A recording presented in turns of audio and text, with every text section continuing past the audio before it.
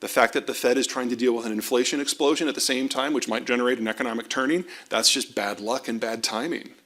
So 5x increase in prices for capital, assuming the Fed stops right now, assuming the war stops right now. We know that there's a lot of ESG programs out there for green tech that if you raise the cost of capital by 100 or 500 basis points, they don't work anymore.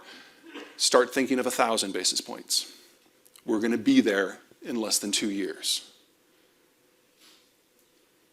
That's the capital side. There's also a labor question. The boomers are the largest generation we've ever had. Half of them will be retired by the end of this year. They are being replaced by a smaller generation. We've always known this was going to happen. We've known this was going to happen since the last of the Gen Xers were born in 1980. Are you ready? It's not going to work. This is a structural issue. This isn't people quietly quitting. This isn't COVID, although COVID did speed a few things up. This is demographic. If you want more workers who are 40, you needed to start 41 years ago. That's just how it works. I'm not going to draw a picture for you. Okay, next generation down, Gen X. This is my generation. We are part of the second smallest generation in American history. And when we look at the boomers, I mean, mostly we're just filled with disgust. But we have learned from them, even if it's just learned what not to do.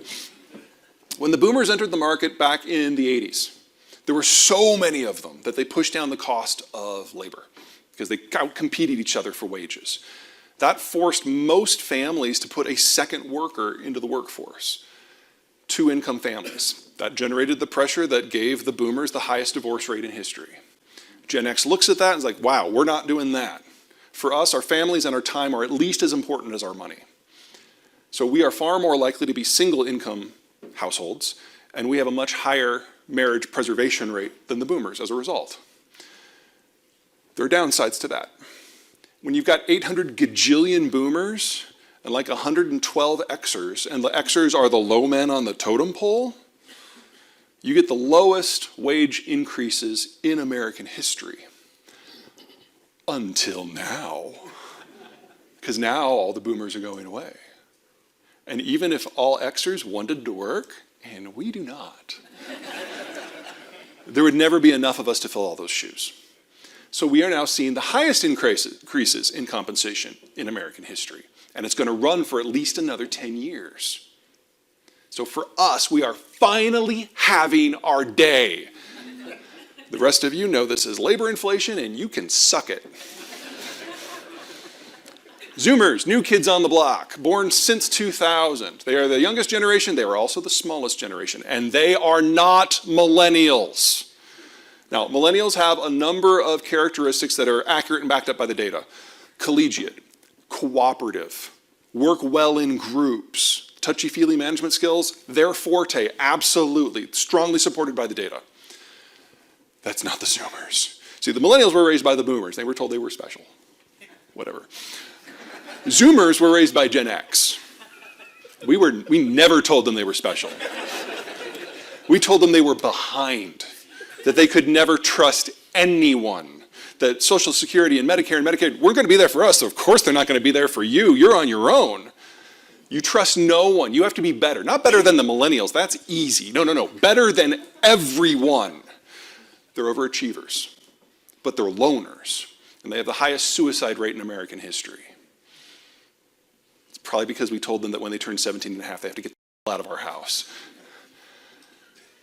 Their dream job is to work in a locked closet coding in the dark. They're very loyal workers, but they never want to meet you. And if you need software work, this is great. We've got a whole generation custom built for it. But if you need somebody out on a line, oh my God, no. They are the most stilted workforce we were ever going to have. And we know exactly how many we have. We know exactly what the flow into the workforce for the next 20 years is going to be. They're already here. Just like we know exactly what the outflow because of the boomer retirement is going to be. This calendar year, that's a shortage of 400,000 workers a year. That will probably peak around 2032 at somewhere between 900,000 and 1.2 million shortage. That's our labor environment. We know exactly what it's going to look like for the next decade. Final generation, the millennials. We've talked about some of the positive aspects, so it's only fair to talk about some of the negative. Lazy, entitled, show up for work at the crack of 1 p.m. Data also supports that for half of them. The other half have always done everything we've always expected of them, demanded of them. They graduated from college in 3.5 years. They didn't go to Europe to find themselves for a decade. They went straight into the workforce. And because of it, they got screwed. When the financial crisis hit in 2008, they were the last ones in the door. They were the first ones kicked out. So whether it's because the millennials did everything right or everything wrong, they missed out on 3 to 5 years of core formative work experience in their 20s, and they will never get that back.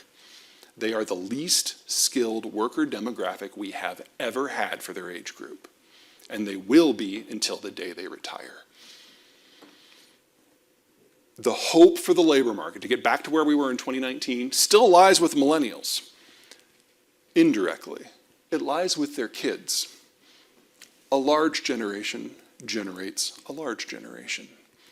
All we have to do for the labor market to fix itself is wait for the millennials to have their kids, for them to grow up, get trained, and then enter the workforce, which will first happen in large number in the year 2042. It's not often that you get an economist telling you exactly what's going to go down for 20 years. Run with it. Don't wait 3 months or 6 months or 9 months or 90 months if you need to hire. It will not get better than it is now. And as awful as that sounds, oh, it is so much better than everywhere else. Here are the big 4 economies. The blue arrows are the American millennial cadre. You'll notice that in Germany and Japan, they don't have it. It just drops off to oblivion. Both of those countries will cease to exist as meaningful economic entities in the first half of this century. We've always known that the German manufacturing model was going to collapse this decade.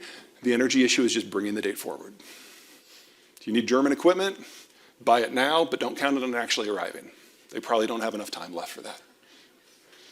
Top right, there's China. Now it looks like opposite that blue arrow for the millennials, you've got that spike in the Chinese demographics, and that's 120, 130 million people. That's a lot.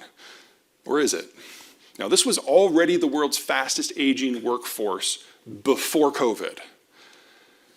In the last 2 years, the Chinese have started to update their demographic data, and they're now admitting publicly that they have overcounted their population by at least 100 million people, all of whom would have been born since the one-child policy was adopted 40 years ago, so people 40 and under.